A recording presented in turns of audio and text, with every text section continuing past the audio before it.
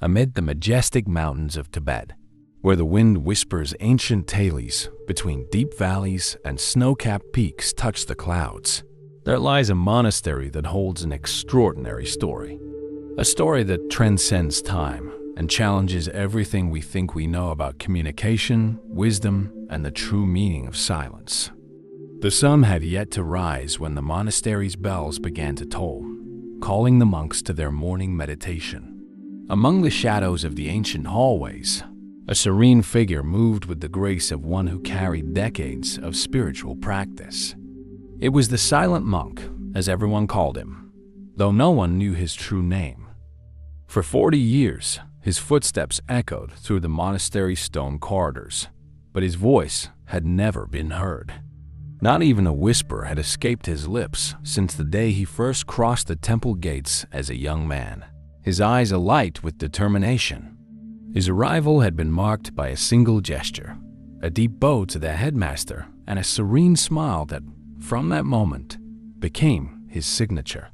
The other monks, particularly the younger ones, often gathered in the gardens to speculate about his mysterious vow of silence. Some said it was penance for a grave mistake in his past. Others argued it was a protest against the trivialization of sacred words. Still, there were those who, in more critical tones, questioned the validity of his presence in the monastery. How can he be a true master if he does not share his teachings through words? The skeptics asked, their voices heavy with judgment echoing through the ancient halls. What good is all his meditation if he cannot guide others along the path? Yet the silent monk remained steadfast in his practice. His response to these questions came through his daily actions. While others spent hours in philosophical debates about the nature of compassion, he could be found feeding the birds in the garden or helping the elder monks with their daily tasks.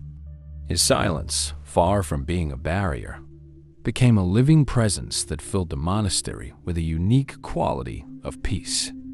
As the seasons passed, something curious began to happen. The more observant monks noticed that those who spent time in the silent monk's presence began to change. It was as if his silence was contagious, but not in a way that diminished. Rather, it expanded something within them. Unnecessary words started to fall away like dry leaves in autumn, leaving room for a different kind of understanding.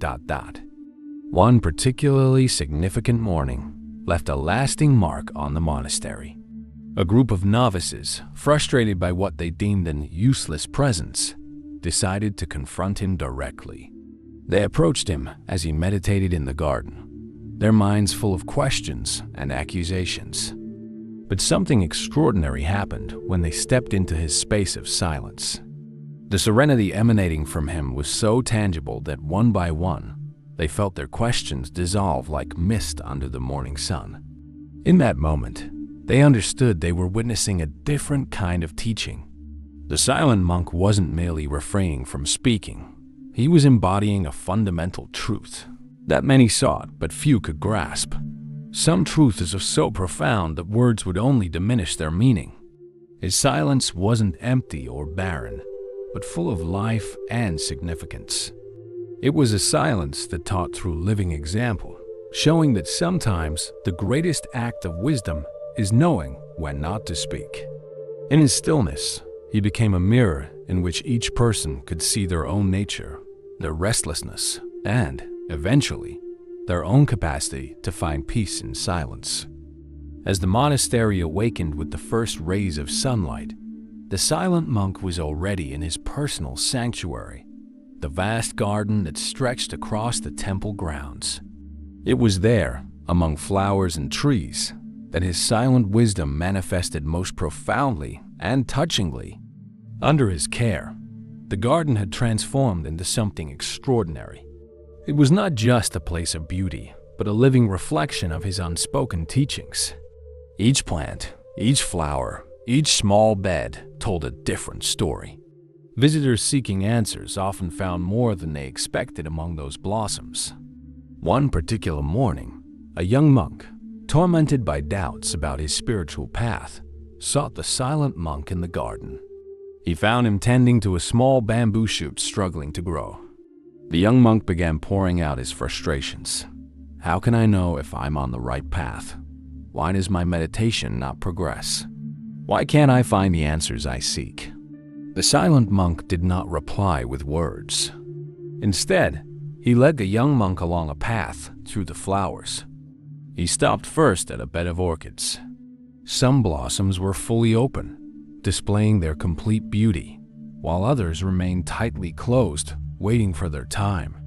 With gentle gestures, the silent monk pointed to the different stages of the flowers, then gestured toward the young monk's heart. The message was as clear as water. Just as every flower blooms in its own time, each person progresses at their own pace on the spiritual path. There was no need to rush or compare. Continuing through the garden, they reached an area where some plants needed pruning. The silent monk picked up a pair of garden shears and began carefully removing dead branches and withered leaves. Once again, his actions carried a profound lesson. Sometimes, to grow, we must let go of what no longer serves us. The garden had become a living metaphor for Buddhist teachings. In one corner, a small pond reflected the sky, illustrating how a calm mind reflects the truth with clarity. In another, different species of plants thrive together in harmony, demonstrating how diversity can coexist in peace. The silent monk devoted countless hours to this sacred space.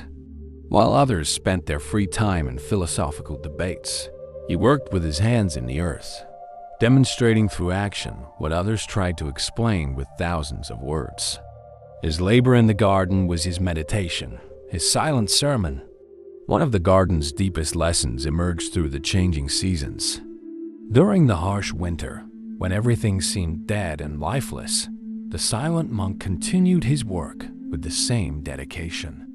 He knew and taught through his actions that even in moments of apparent emptiness and stagnation, life continues its invisible work beneath the surface. People began to notice that the garden changed depending on who visited it. For those who came with anger, the flowers seemed to point to the impermanence of all emotional states. For the sorrowful, the continuous rebirth of nature offered hope. For the anxious, the natural rhythm of plant growth taught patience. The most extraordinary aspect was how the silent monk communicated profound lessons solely through gestures and the garden itself.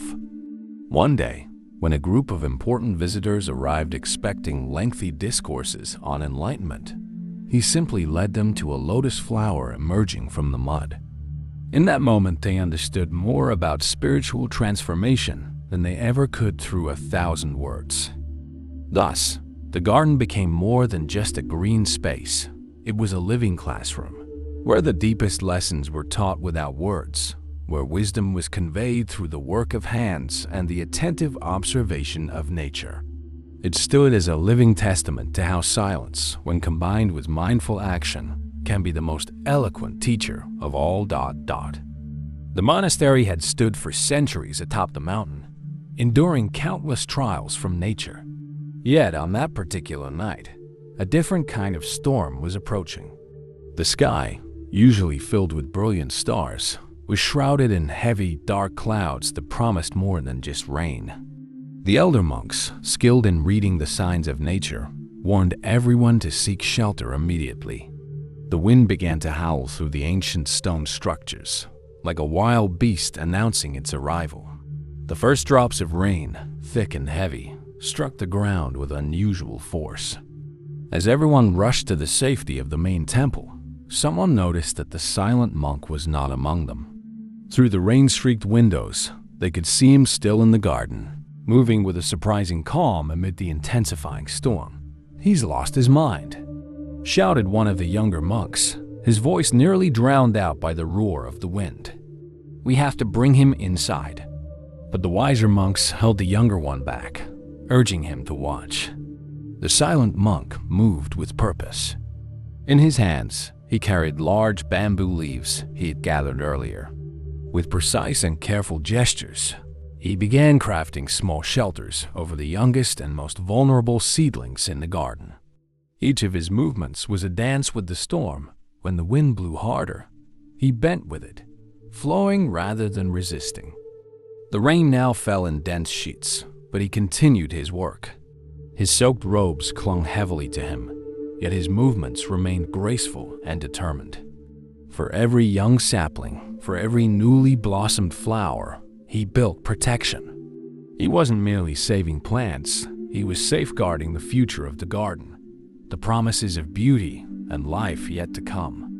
Lightning illuminated the scene in dramatic flashes, capturing the silent monk in different postures, crouched to shield a small seedling or standing tall to secure a support for a taller plant. The storm raged around him, but he remained steadfast in his silent dance of care and protection. Inside the temple, the other monks watched in respectful silence. Gradually, they began to understand that they were witnessing a profound lesson in compassion in action. It wasn't just about saving plants. It was about an unwavering commitment to caring for all beings, regardless of the circumstances. Hours passed, and the storm's fury continued. The silent monk moved tirelessly from plant to plant, ensuring the shelters held firm. His dedication was a silent testament to the essence of following the Dharma, not only in moments of peace and comfort, but especially in the heart of the storm. When dawn finally broke, the storm had passed. The garden, though soaked and shaken, remained largely intact. The young saplings, shielded by the improvised shelters, had survived the turbulent night. The silent monk, drenched to the bone but wearing the same serene smile as always, began carefully removing the protections he had built. In that moment, many of the younger monks came to a profound realization. True teaching does not lie in the words we speak, but in the actions we choose, especially in the face of great challenges. The silent monk had demonstrated more about dedication, compassion, and wisdom in one stormy night than many could convey in years of sermons. That night became a legend within the monastery, not for any words spoken, for there were none, but for the living demonstration that the true spiritual path remains steadfast even amidst the fiercest storms. It is a path that cares for the well-being of all beings, no matter how small or seemingly insignificant they may appear. The lesson of the storm echoed far beyond that night, reminding everyone that the greatest truths are often taught not through eloquent speeches, but through silent, resolute actions in the face of adversity. Autumn had painted the mountains in golden hues when a renowned Buddhist scholar arrived at the monastery. His reputation preceded him, author of numerous books on Buddhist philosophy, celebrated for his eloquent lectures and sharp intellectual debates. Yet, there was a specific reason for his visit. He had heard of the monk who had not spoken a single word for 4 decades. The scholar came with a clear mission in mind, to make the silent monk speak. In his luggage, he carried ancient scrolls, sacred texts, and complex philosophical questions that, he believed, required verbal explanations. His logic was simple. Some truths were too complex to be conveyed without words.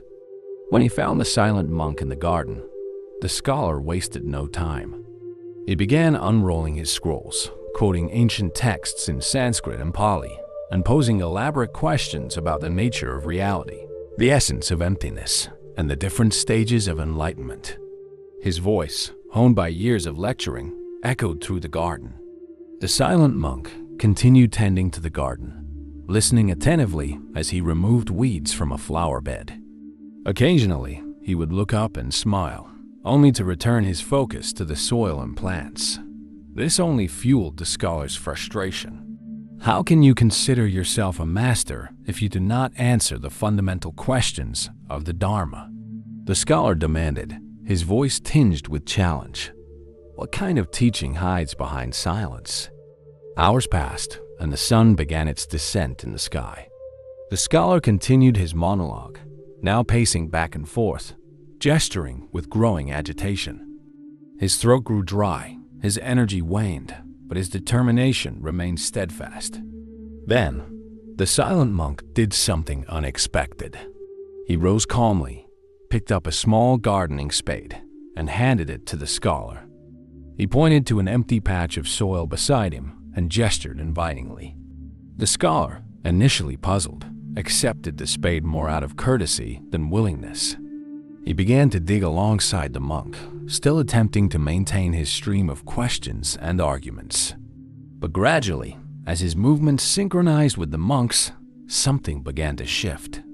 The rhythm of manual work, the touch of the soil, the fragrance of the flowers around him, these began to affect the scholar in ways he hadn't anticipated. His words grew more sparse, his voice softer. The silence, which had once felt like a void to be filled, began to take on a different quality. For the first time in years, the scholar started to hear things his own words had always drowned out. The hum of bees among the flowers, the whisper of the wind in the trees, the gentle movement of the earth beneath his hands. More profoundly, he began to hear something within himself, a quiet voice that had always been there but rarely had the space to be noticed. The hours slipped by unnoticed, and as the sun set, the scholar found himself sitting silently beside the monk, gazing at the garden. His scrolls lay forgotten on the grass. The weighty philosophical questions that had once seemed so urgent now drifted like leaves in the wind, no longer demanding immediate answers. That evening, the scholar realized something that all his years of study had not taught him. Sometimes, the greatest learning comes not from seeking answers, but from being present in silence. Without uttering a single word, the monk had answered the scholar's deepest questions. When the scholar left the monastery the next morning, he left behind not only his unused arguments, but also a part of his old understanding of what it meant to be truly wise. He had learned that some truths can only be discovered when we stop searching for them in words. Near the monastery's garden lay an ancient lake, its crystal-clear waters reflecting the sky like a perfect mirror. It was here that the silent monk would sit every afternoon, and it was here that one of the most profound transformations within the monastery began to unfold. At first, the other monks barely noticed the change. It was subtle, like dew forming on flower petals before dawn. But over time, it became impossible to ignore the phenomenon taking place. Those who spent more time near the silent monk began to change. The transformation was most evident in the younger monks, traditionally the most restless and impatient. One of them, known for his impatience and fiery temper, began spending his afternoons sitting near the silent monk by the lake. In the early days, his restlessness was apparent. He fidgeted constantly, sighed, and glanced around nervously. Yet the silent monk remained still, simply watching the reflection of clouds on the calm waters. Days turned into weeks, and gradually, the young monk's restlessness began to fade like mist under the morning sun. Others noticed that his face, once perpetually tense, now carried a serenity they had never seen before. His actions, previously abrupt and careless, became more deliberate and mindful. News of this transformation rippled through the monastery like waves across a tranquil lake. Curious about this change, other monks began to join the silent sessions by the lake. The silent monk, however, never altered his routine. He continued to sit in the same spot, with the same serene smile, simply gazing at the sky's reflection in the water. One particularly significant afternoon, one of the senior monks observed something extraordinary. The lake, perfectly still that day, seemed to reflect not just the sky, it appeared to reveal something deeper. Each person sitting near the silent monk seemed to see a different reflection of themselves in the water. For some, the lake showed their inner turmoil, like ripples disturbing the water's surface. For others, it revealed the clarity that could exist when the mind was at peace. The lake became a mirror not only for the heavens, but also for the true nature of everyone who sat beside it. Through his steady and serene presence, the silent monk had turned the lake into a tool for self-discovery. Without uttering a word, he was teaching one of Buddhism's most profound lessons: that our true nature, like the surface of the lake, can only be seen clearly when the mind is still. The effects of these silent sessions extended beyond the moments by the lake. The monastery itself seemed to take on a different quality. Conversations became more meaningful, as they were now preceded by moments of conscious silence. Philosophical debates, once heated and competitive, transformed into reflective and compassionate dialogues. Even occasional visitors to the monastery began to notice this shift in atmosphere. Many reported that simply sitting by the lake where the silent monk meditated brought them a peace they had never experienced before. It was as if his silence had become a tangible presence, something that could be felt and absorbed. Over time, the lake and the silent monk became inseparable in people's minds, both mirrors of truth, both masters of revelatory silence. Together, they taught that just as the lake can only reflect the sky when its waters are calm, our true nature can only reveal itself when the mind is quiet.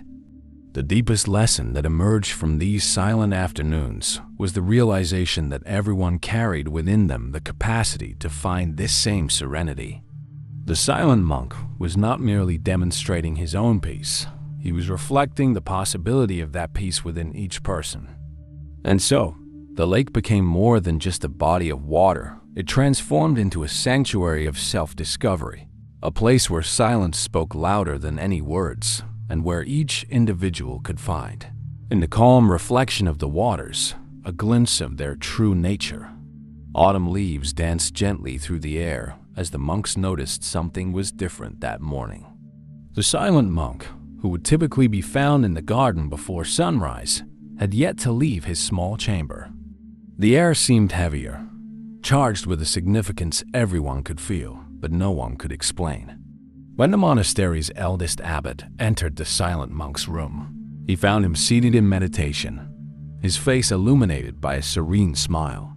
Though his eyes were weary, they shone with extraordinary clarity. With gentle gestures, the silent monk indicated he wished to be brought to the garden one last time. News spread quickly throughout the monastery. Monks of all ages gathered in the garden, forming a respectful circle around the place where the silent monk had been carefully seated. Some hoped that in his final moments, he might break his 40 years of silence to share some profound truth. The garden he had tended for so many years was at the height of its beauty. Flowers of every color swayed gently in the morning breeze, as if paying their own silent tribute. The nearby lake reflected the sky with perfect clarity, and even the birds seemed to sing in softer tones. As they waited, the silent monk slowly raised his hand. With a gesture that encompassed the entire garden, he smiled once more. His eyes met those of every person present, transmitting decades of understanding and compassion in a single gaze. Then, with the same serenity that had defined his life, he closed his eyes for the last time. In that moment, something extraordinary occurred. Each person present felt, in a deep and personal way, that they had received exactly the teaching they needed. For some, it was the realization that true wisdom requires no words. For others, it was the understanding that every moment of life is an opportunity for cultivation, just like the garden before them. The silence that followed was unlike any other the monastery had ever experienced. It was not a silence of absence or loss, but a living, vibrant stillness, filled with meaning. It was as if, in his final moment, the silent monk had shared the pure essence of all his teachings. In the days that followed, many noticed that the garden seemed even more vibrant. The flowers appeared more colorful, the birds more present, the lake more crystalline. It was as if the silent monk's presence had fused with every element of the place he had loved so deeply. His legacy continued to reveal itself in unexpected ways. The monks began to see lessons in every corner of the garden, in the patience required to see a seed sprout, in the acceptance of the cycle of seasons, and in the beauty of the present moment, each holding a silent teaching. The story of the monk who never spoke a word, but taught more than 1,000 sutras, spread beyond the monastery walls.